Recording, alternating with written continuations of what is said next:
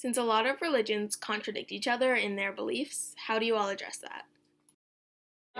We don't talk. I think as interfaith or multi-faith, whatever term people choose, becomes a broader movement in the United States. I've noticed even at CMM over the last couple of years, we've shifted these dialogue dinner programs that we've had from one religious community presenting a theme that could be applied to all, like a Jewish woman presented on light and Shabbat, and all traditions talked about light in their faith. And it's a very comfortable and safe topic. Something we've tried to shift to, and I've noticed, is talking about a theme like forgiveness or racial justice. We're having a dialogue on soon. And then we tend to have 4 or 5 different religious traditions represented, and each representative speaks for themselves, but talks about how they're inspired from within their faith, particularly on that topic. And what does my tradition say about racial justice and equality? What does my tradition say about forgiveness? And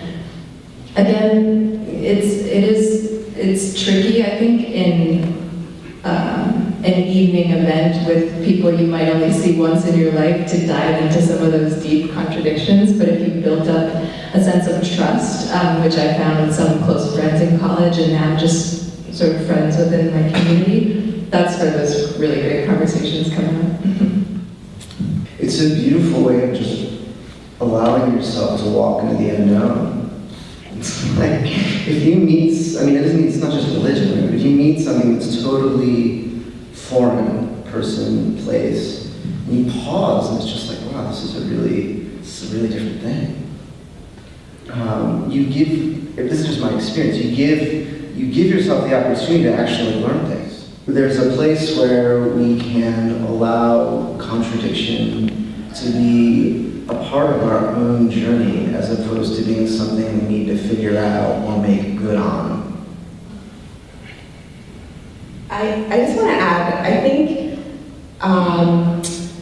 what's the fear behind contradiction? I think sometimes, I'm not speaking for everyone, I think sometimes it's that when you're contradicting with someone else, the fear is that your truth is not as valid, perhaps, right? So I think when you're able to, like Josh is saying, be curious about difference in someone else's understanding of the world, of themselves, it really opens you up to not take things personally, like not take someone else's truth as personally against your own.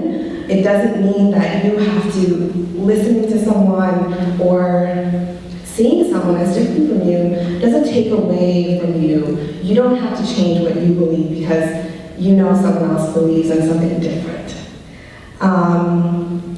And I think that's really hard. That's like a really hard thing to do because you so believe in what you believe, right? Like we believe in what we believe, and there's a lot of reason behind why. But if we're confident about what we believe, right, it makes it a lot easier to hear what other people believe that might be slightly different from yours. And I think that goes in like all kinds of relationships, whether it's your personal relationships, political relationships, right?